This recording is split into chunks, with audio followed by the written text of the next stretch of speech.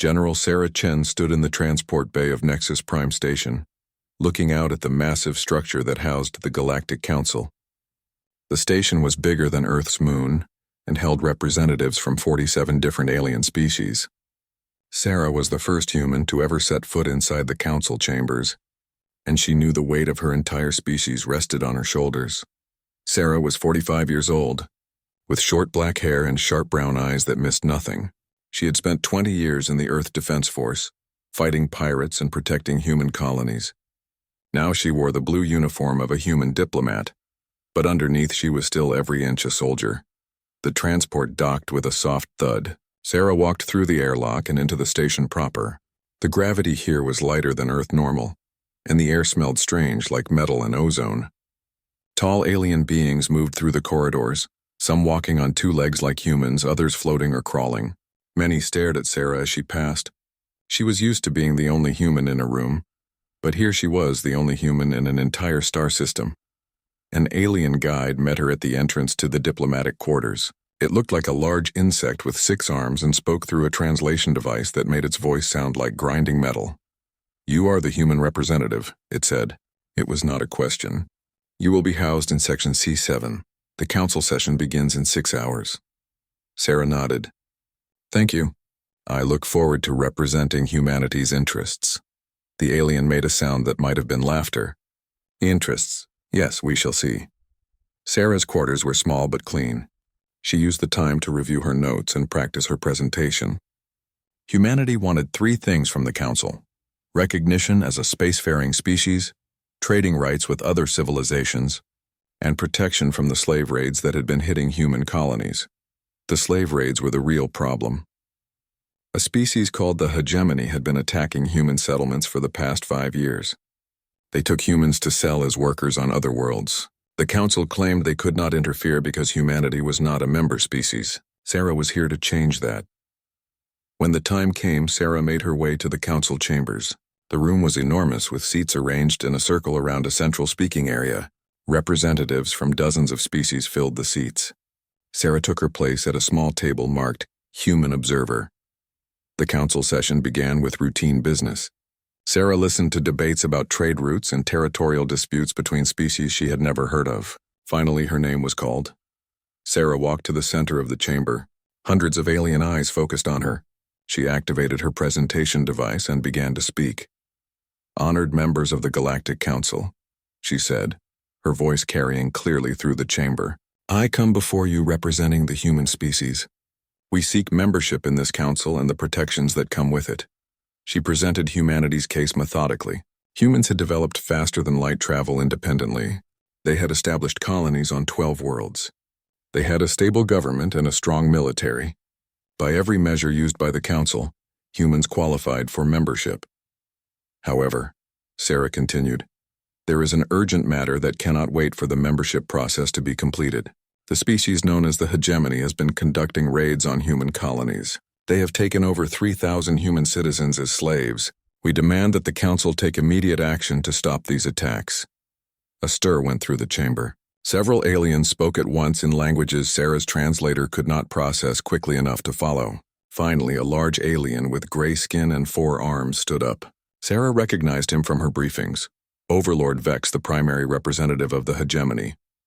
"The human speaks of slavery," Vex said, his voice booming through the chamber. "But she misunderstands.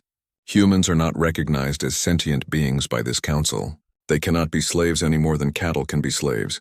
We simply harvest a useful resource." Sarah felt her jaw clench, but she kept her voice level.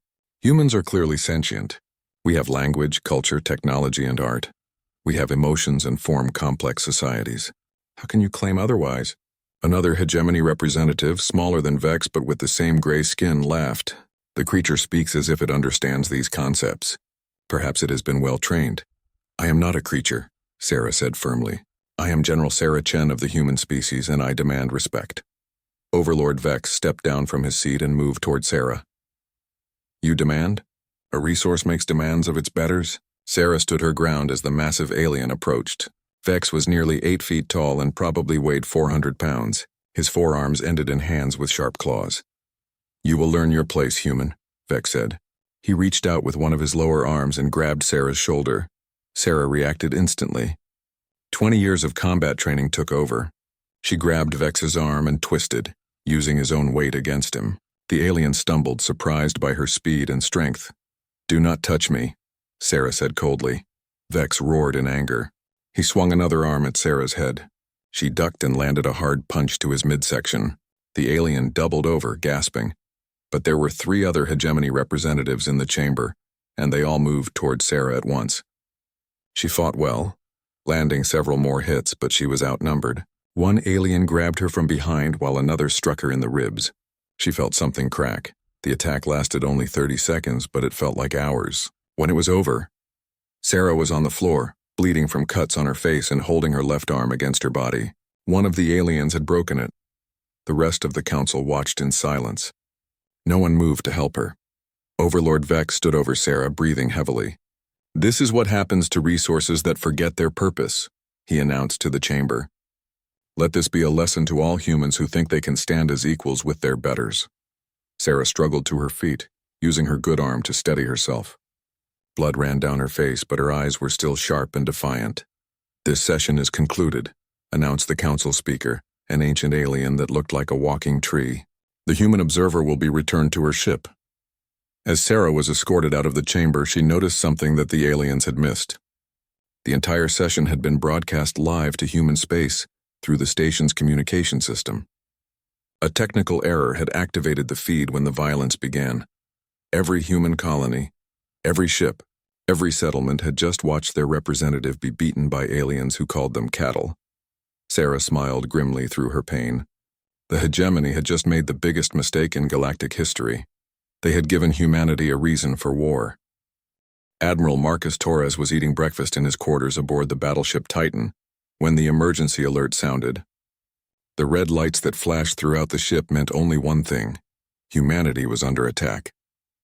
He dropped his coffee and ran to the bridge. "Report," he barked as he entered the command center. "Sir, we're receiving a priority transmission from Nexus Prime," said Commander Lisa Park, his second in command. It's bad, sir." Marcus watched the video feed from the council chambers. He saw General Chen stand and speak with dignity and strength. He saw her defend humanity's right to exist as equals. Then he watched 4 aliens attack her while the rest of the council did nothing. By the time the feed ended, every person on the bridge was silent. Marcus felt a cold rage building in his chest.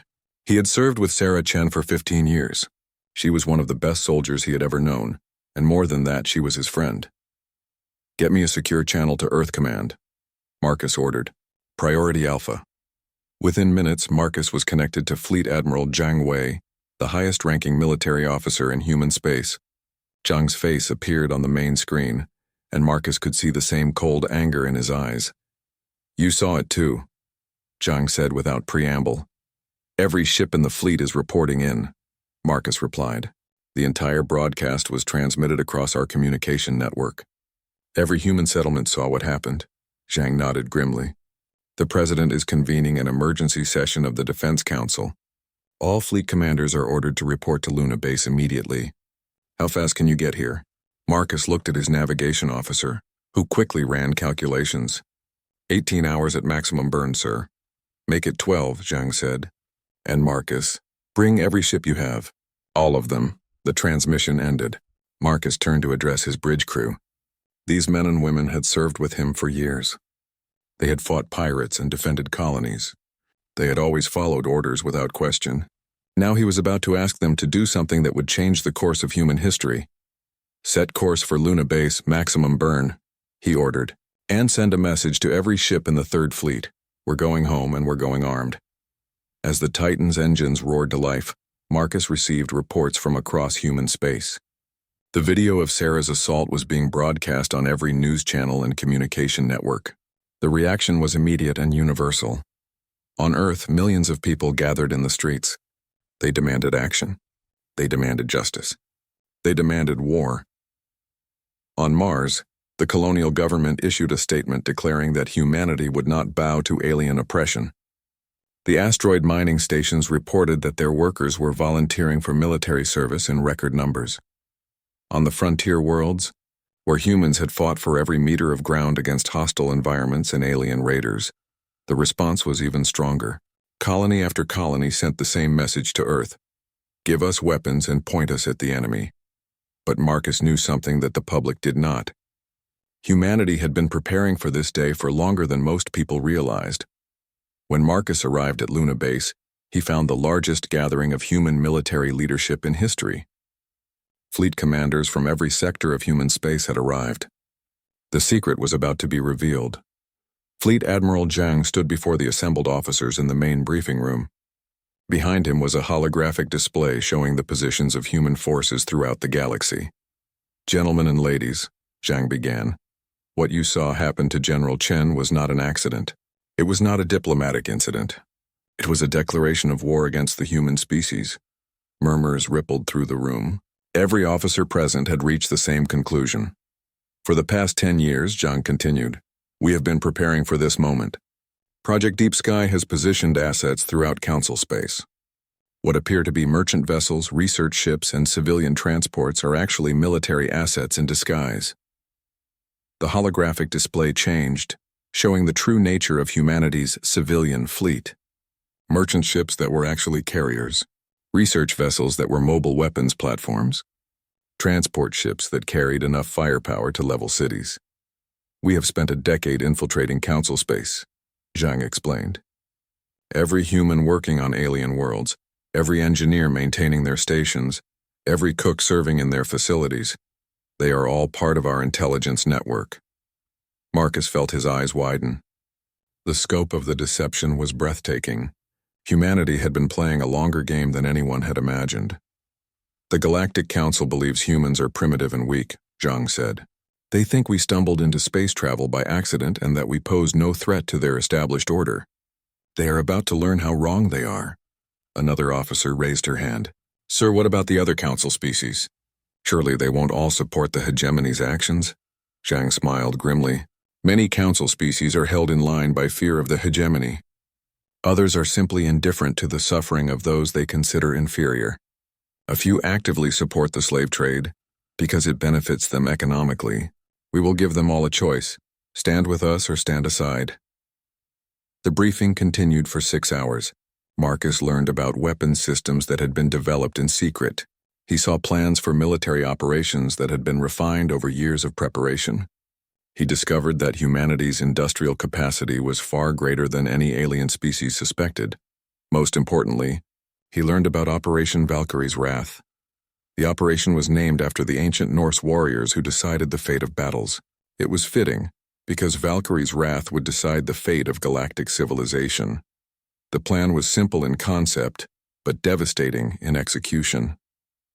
Humanity would strike simultaneously across dozens of star systems. Council military assets would be captured or destroyed.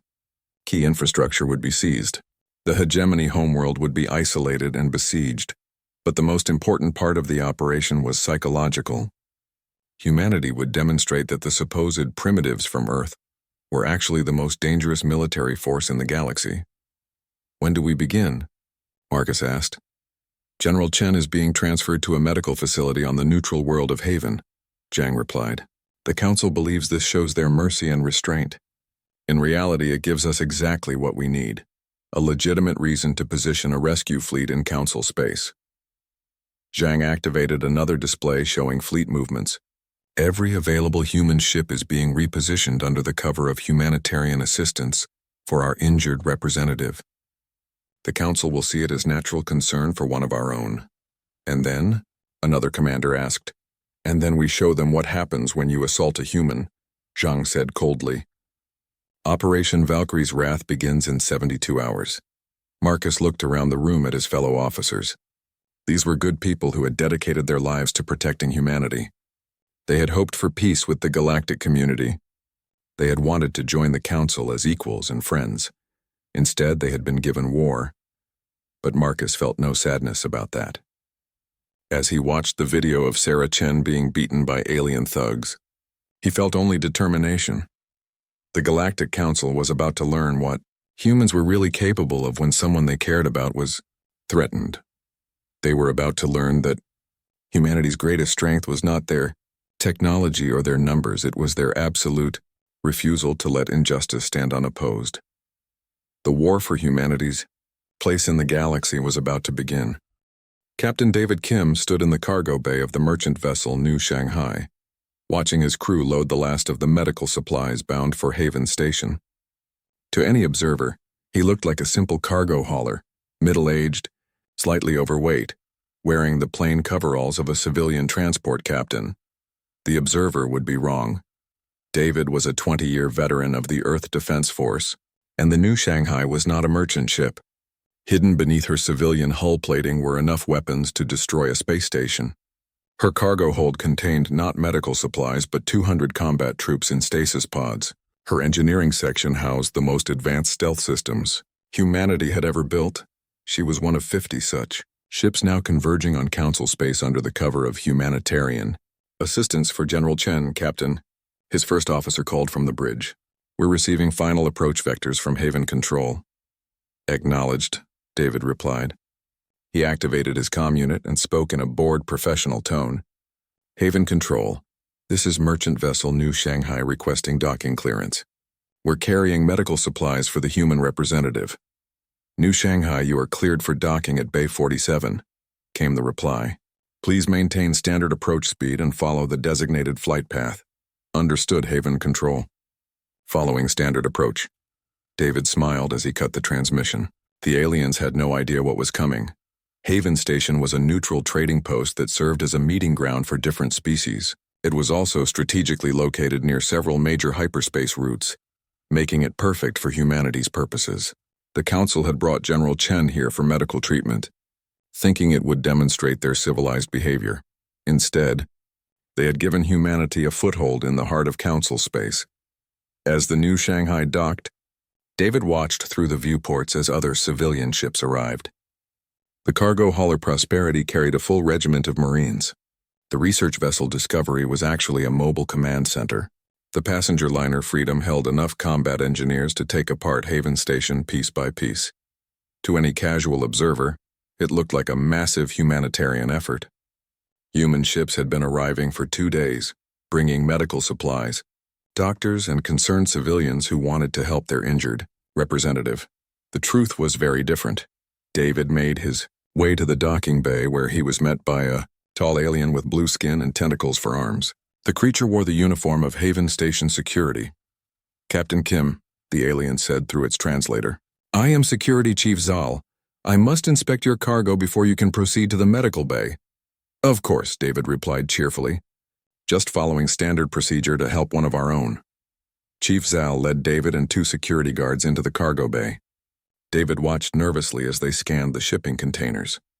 Each container was labeled as medical equipment, but actually contained weapons, ammunition, and combat gear. These readings are unusual, one of the security guards said, pointing his scanner at a large container. The contents appear to be metallic. David's heart rate increased, but his expression remained calm. That's a portable surgical unit, he explained. Lots of metal components and medical equipment. We brought the best stuff we could find.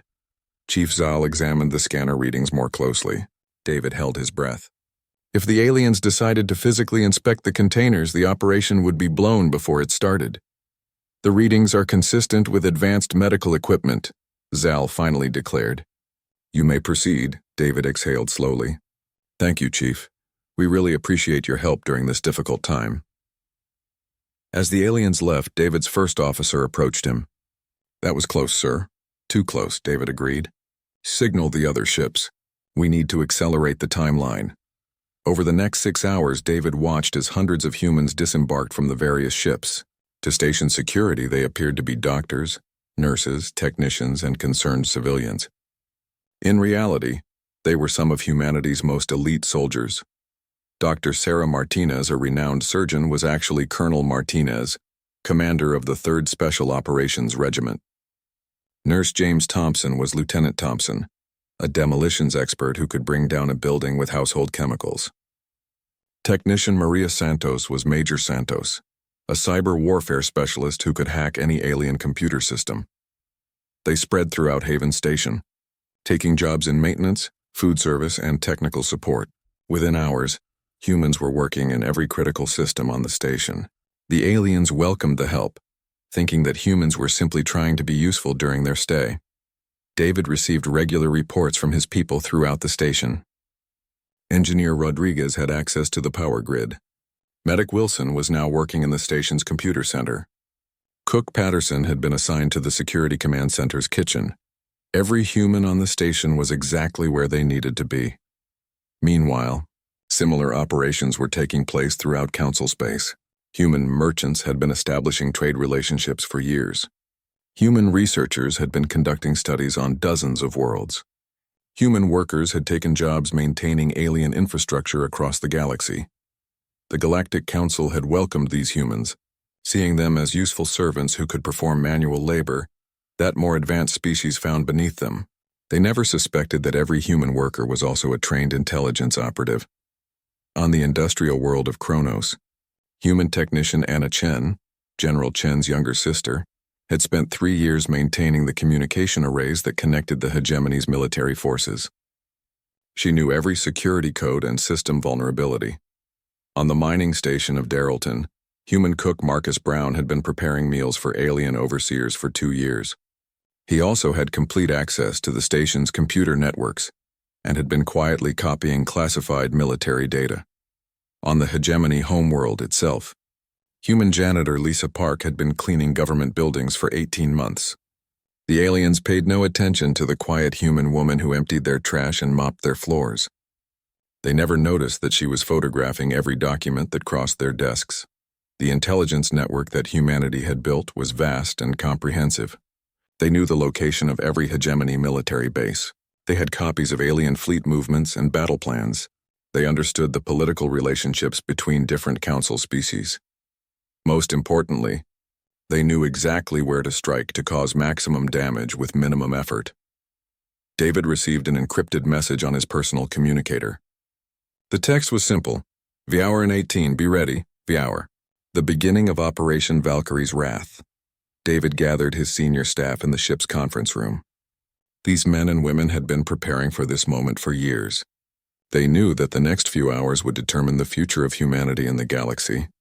Ladies and gentlemen, David began, you all know why we're here. In 18 hours, we're going to change everything.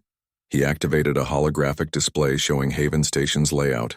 Our primary objective is to secure the station's communication center and prevent any outgoing messages. Secondary objectives include the power grid, docking bays, and security center. What about the civilians? Asked his weapons officer. Haven Station houses representatives from 12 different species, David replied. We're not here to hurt innocent people. Our targets are military and infrastructure only. Any species that doesn't interfere will be left alone. He looked around the room at his crew. I won't lie to you. This is going to be dangerous. The aliens outnumber us significantly, and some of them are physically stronger than humans. But we have 2 advantages they don't expect. Sir? His communications officer asked. First, they don't know we're soldiers. They think we're harmless civilians who came here to help our injured representative. Second, they've never seen humans fight as a coordinated military force. They're about to learn what that looks like. David stood up and moved to the viewport looking out at Haven Station's main corridor. Aliens of various species moved about their daily business, unaware that they were surrounded by human operatives. The Galactic Council made a mistake when they attacked General Chen. David said quietly. They thought they were putting humanity in its place. Instead, they gave us the justification we needed to show them what humans are really capable of. He turned back to his crew. In 18 hours, we're going to take this station.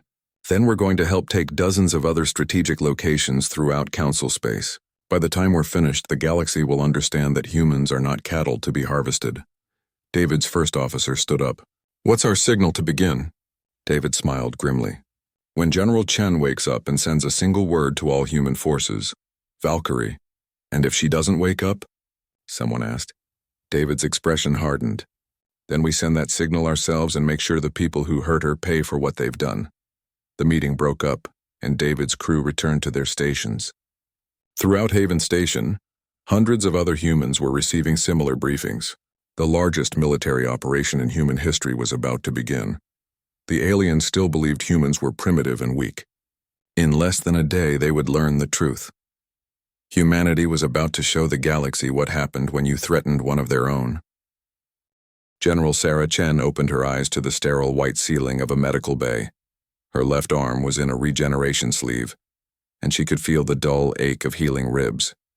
For a moment, she wondered where she was. Then the memories came flooding. Back, the council chamber, the attack, the feeling of alien claws tearing into her uniform. She sat up slowly, testing her mobility. A human doctor she didn't recognize approached her bed. "General Chen, I'm Dr. Morrison," the man said. "You've been unconscious for 4 days. Your injuries are healing well." 4 days, Sarah repeated. "Where am I?" "Haven Station. The council authorized your transfer here for medical treatment." Dr. Morrison's expression was carefully neutral, but Sarah caught something in his eyes. "Your people have been very concerned about you." Sarah understood immediately. The operation was in motion. "Doctor," she said quietly, "I need to send a message to my people to let them know I'm all right." "Of course," Dr. Morrison replied. He handed her a small communication device. "This has a direct link to human space." Sarah took the device and typed a single word, "Valkyrie." She pressed send. Across the galaxy, that single word reached thousands of human operatives who had been waiting for 4 days. The largest military operation in human history began exactly 60 seconds later.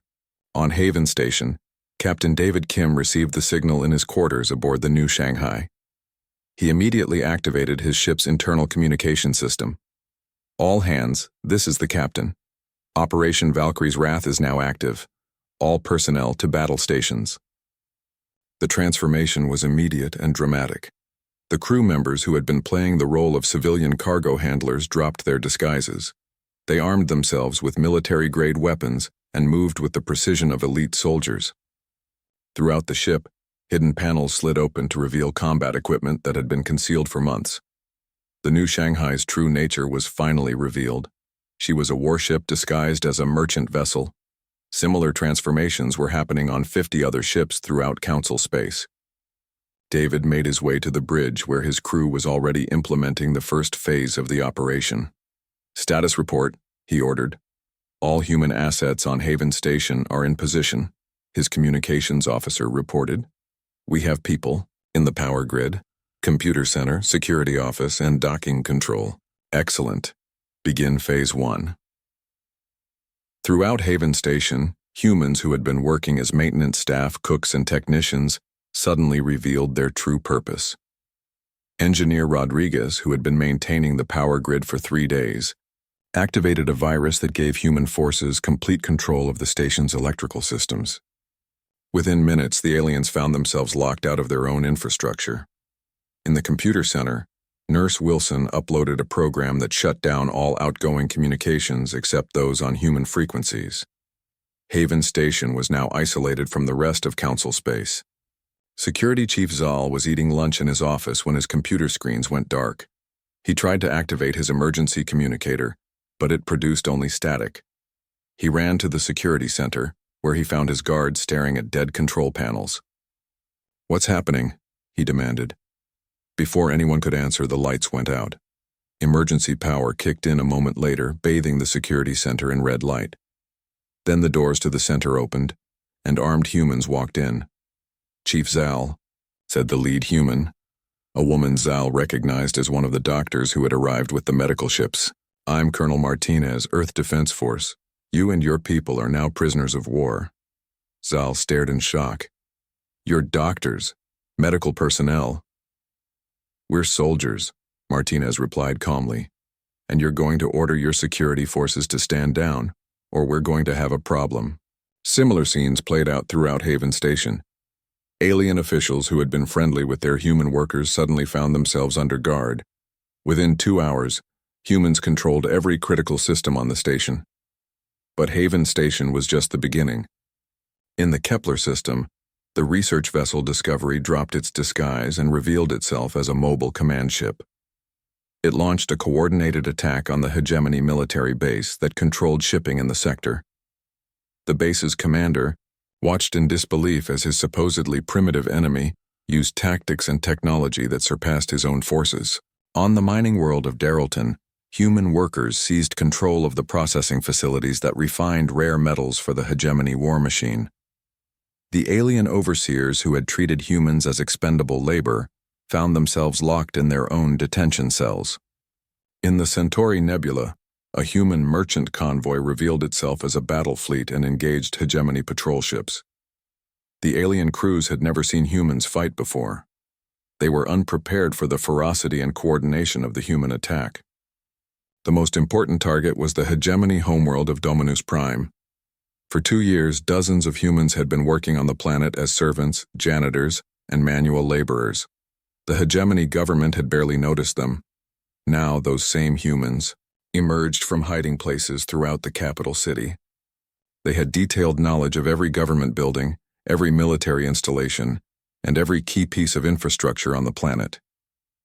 Lisa Park, who had been cleaning government offices for 18 months, led a team that seized the Planetary Communication Center. Anna Chen, General Chen's sister, used her access to the military communication arrays to jam all hegemony fleet coordination. Marcus Brown, who had been cooking for alien officers, revealed himself as a demolitions expert and began systematically destroying military supply depots. Within 6 hours of General Chen's signal, humans had seized or destroyed strategic targets in 47 star systems. The Galactic Council's communication networks were crippled. The hegemony's military coordination was broken. Key industrial facilities were under human control. Most shocking of all, the humans had accomplished this with minimal casualties. They had been precise, surgical, and efficient. This was not a rampage of destruction. It was a carefully planned military operation executed with flawless coordination. Overlord Vex was in his private chambers on Dominus Prime when his aide burst in without knocking. "Sir," the aide gasped, "the humans, they're everywhere. They've taken the communication center, the spaceport, the military command post, everything." Vex stared at his aide. "Impossible. There are only a few hundred humans on this entire planet and they're all servants and workers." "Sir, they're not servants," the aide replied. "They're soldiers. They've been planning this for months, maybe years. They know everything about our defenses, our protocols, our weaknesses." Vex felt a cold dread growing in his stomach. He had dismissed humans as primitive creatures barely capable of spaceflight. The idea that they could mount a coordinated military campaign across dozens of star systems was beyond his comprehension. "Get me a connection to the fleet," he ordered. "Sir, all communications are jammed. The humans control our entire network." Vex walked to his window and looked out at the capital city. He could see smoke rising from several locations where human teams had struck military targets. In the distance, he saw human ships landing at the spaceport, ships that had appeared to be simple cargo haulers, but were now revealed as military transports. For the first time in his long life, Overlord Vex felt fear. Back on Haven Station, General Sarah Chen had left the medical bay and made her way to the station's main command center. The alien staff watched nervously as she entered, flanked by human soldiers. She activated the main communication array and sent a message to every human force in the galaxy. "This is General Chen, to all human forces. Phase 1 of Operation Valkyrie's Wrath is complete. Begin Phase 2. Phase 2 was simple but devastating. Every human force that had secured a strategic target now began to demonstrate exactly what humans were capable of when they fought as a united species. The galaxy was about to learn that the creatures they had dismissed as primitive cattle were actually the most dangerous military force they had ever encountered, and this was only the beginning. 3 weeks after Operation Valkyrie's Wrath began, General Sarah Chen stood in the primary conference room of the Galactic Council chambers on Nexus Prime Station. The room looked the same as it had when she first addressed the council, but everything else had changed. The alien representatives who had once looked at her with contempt now watched her with fear and respect. Many of the seats that had been filled with hegemony delegates were now empty. Those hegemony officials who remained were under guard, waiting to face war crimes tribunals. At the center of the room, Overlord Vex knelt in restraints designed specifically for his species. The massive alien who had attacked her with such confidence now looked broken and defeated. His gray skin had turned pale, and his forearms hung limply at his sides. "Overlord Vex," Sarah said, her voice carrying clearly through the chamber. "You claimed that humans were not sentient beings. You called us cattle and resources to be harvested. You assaulted me in this very chamber while the council watched and did nothing." She walked closer to the kneeling alien. "How do you answer for your crimes?" Vex looked up at her with eyes that held no trace of his former arrogance. "General Chen," he said quietly, I was wrong. About your species. About everything." Sarah nodded. "Yes, you were. But being wrong doesn't excuse what you did to my people. 3,000 humans were taken as slaves by your forces. Entire families were separated. Children were sold to work in mines and factories." She gestured to a holographic display that showed images from the liberation of hegemony slave camps. "My forces found those people in conditions that violate every standard of civilized behavior. Some of them died in captivity because of your orders." "I understand," Vex replied. "I am prepared to face whatever punishment you deem appropriate." Sarah studied the alien for a long moment. 3 weeks ago, she would have gladly seen him executed for his crimes. But the war had taught her something important about the nature of justice. "The human concept of justice is different from yours," she said finally. "We don't believe in revenge for its own sake. We believe in consequences that prevent future harm and help victims heal." She activated another holographic display. "You will spend the rest of your life working to undo the damage you caused. You will personally oversee the rehabilitation of every human who was enslaved by your forces. You will ensure they receive medical care, psychological support, and compensation for their suffering." Vex's eyes widened. "You're not going to execute me?" "No," Sarah replied.